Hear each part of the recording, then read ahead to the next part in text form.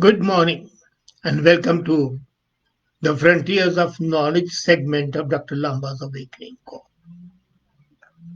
Nature is really amazing. And can you believe that the comets, which terrify us, which are a source of wonder to the children and to the grown ups alike,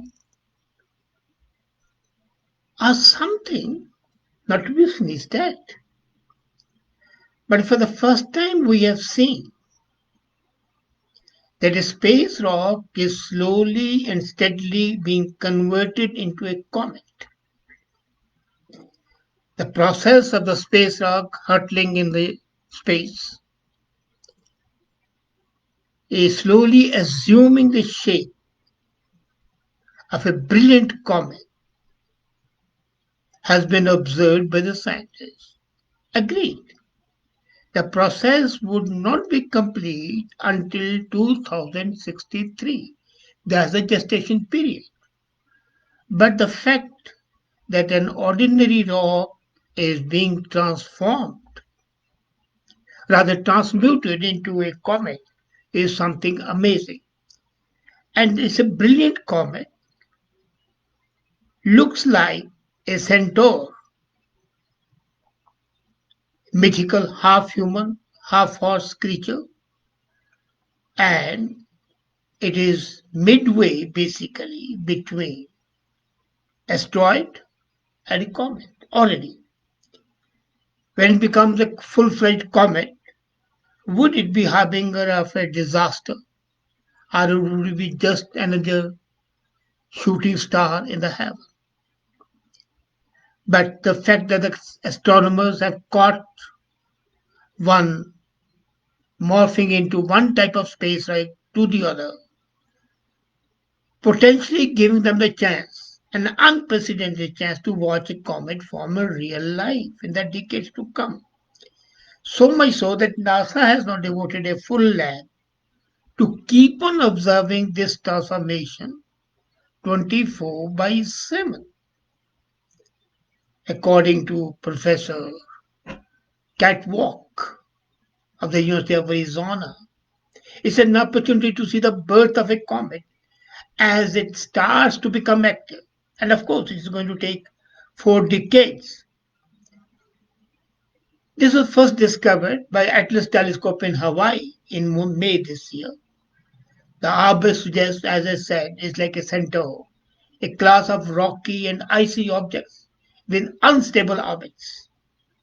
Because of that mixed composition and potential to move around the solar system, this proves what has been suspected for a long time, that centaurs, the half human, half animal, are missing link between small icy bodies in the space beyond Neptune and comets that regularly visit us human beings every now and then, sometimes inspiring fear, sometimes inspiring awe. But this transformation of a natural object happening before our eyes is something not to be sneezed at, and it shows that the gestation of the world and the comet is a long run process and it's a process of transformation and transmutation. This comet being watched today will come to Earth in 2063. Let's see how it develops. And then we have seen the old architectures. We have seen the Hindu temples, which are 2000, 1500 years old. We have known about the Stonehenge in England, which are supposed to be again about 2000 years old. And now comes the new that the oldest and the biggest Mayan structures have been found. And this has been done with the help of the latest LIDAR technology.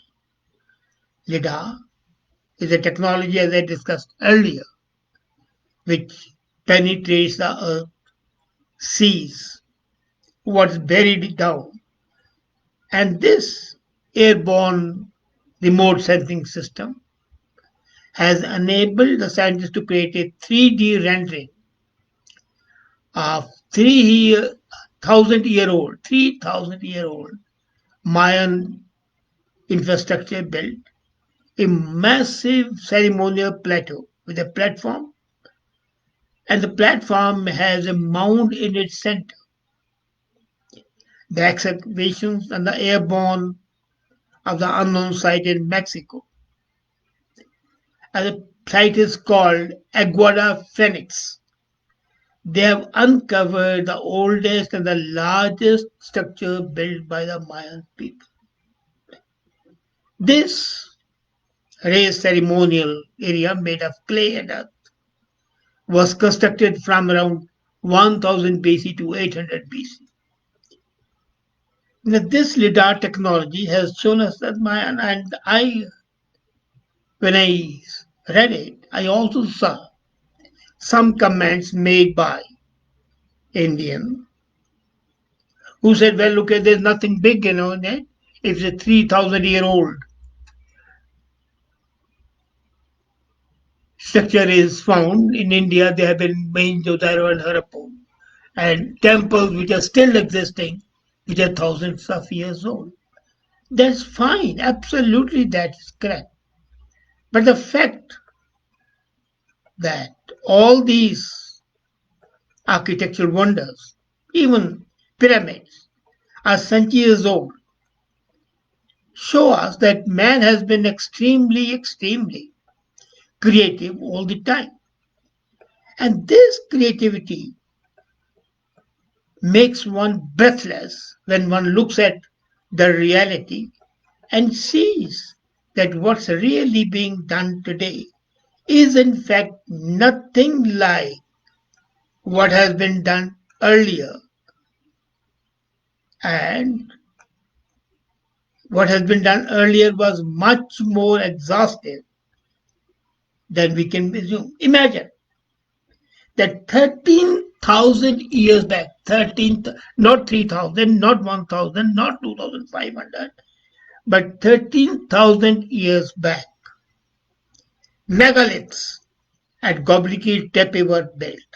Now, Göbekli Tepe is a new find by archaeologists. Huge pillars varying in size between 33 and 98 feet in diameter, floors made of terrazzo, and as that pillars 98 feet in diameter, height more than 100 meters, and total area extending into kilometers.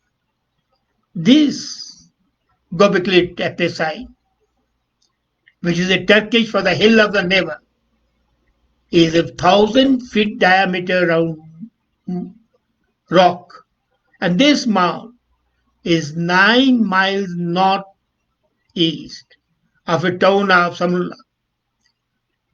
These new township, this Göbekli being found out, is something amazing. You can't imagine limestone T-shaped pillars, which are even today impossible to be built, were built 13,000 years back.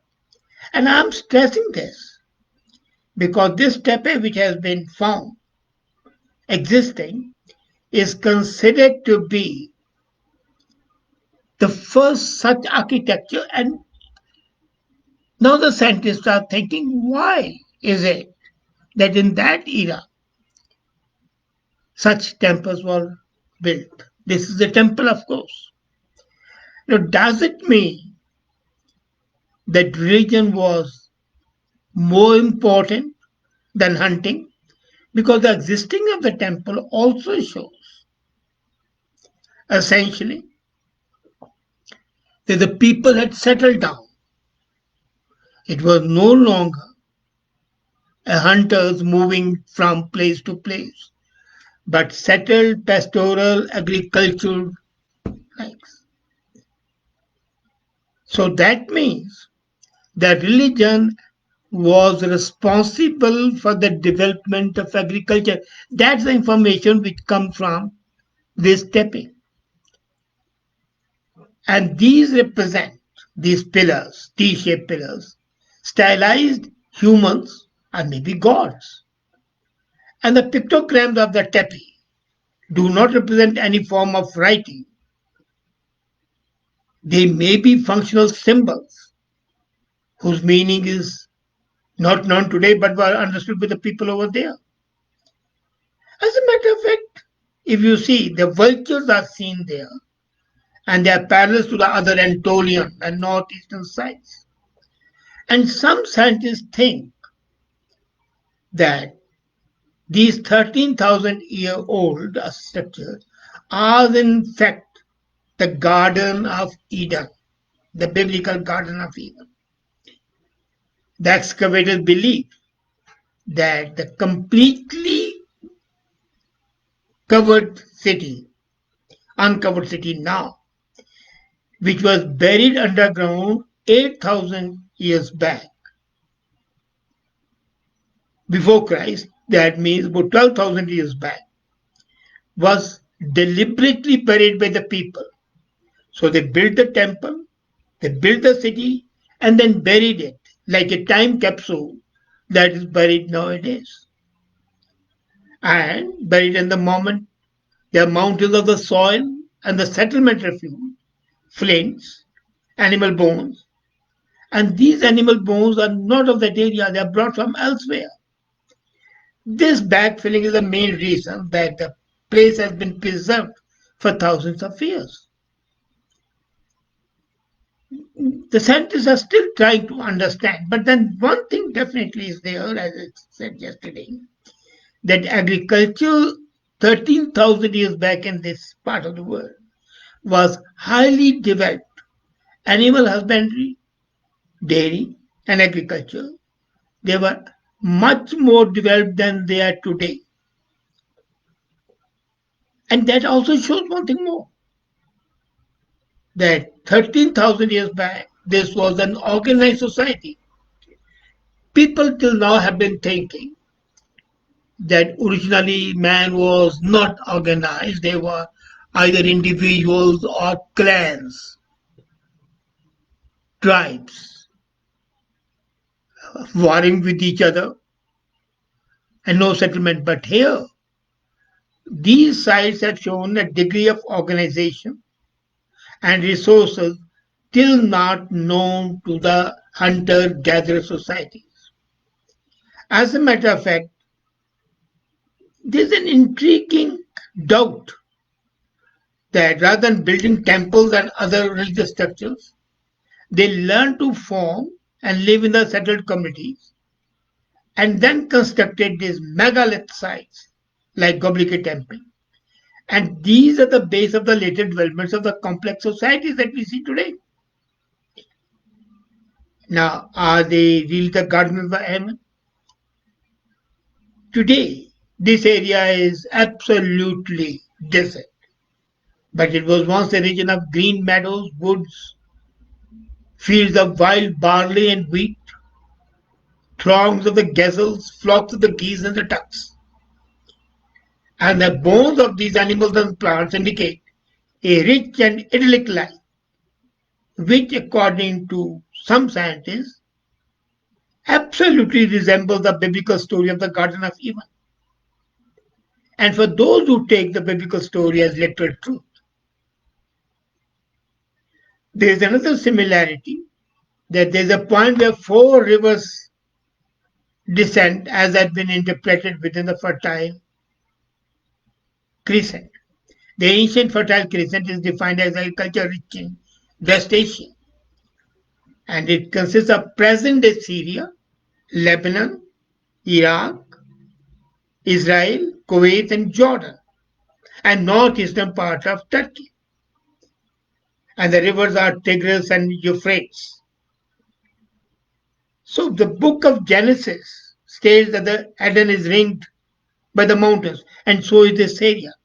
So along with archaeology, even the antiquity and the religious connotations are there.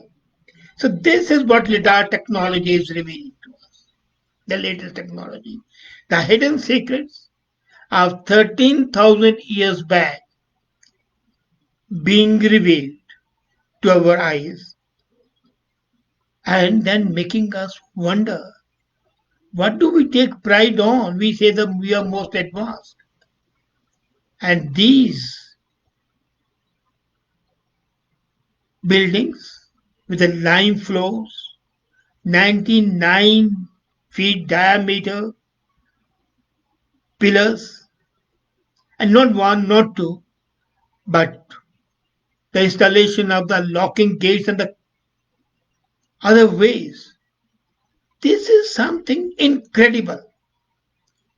And the carved way, the beautiful carving, they say, is one of the most interesting parts and shows the creativity of those people. It must have taken generations to create these structures. They were not done in one lifetime. But the only thing that is there is that there are no traces of the domestic fire, no traces of the building foundation. Everything has been built without any foundation. And that should be of interest to the civil engineers. Don't you think it's intriguing and interesting? Well, this opens our eyes to the possibilities that we are still not at that stage where our ancestors were thousands of years back. How about absorbing that sobering thought which shows that we have still miles to go before we sleep and miles to go before we sleep? Thank you.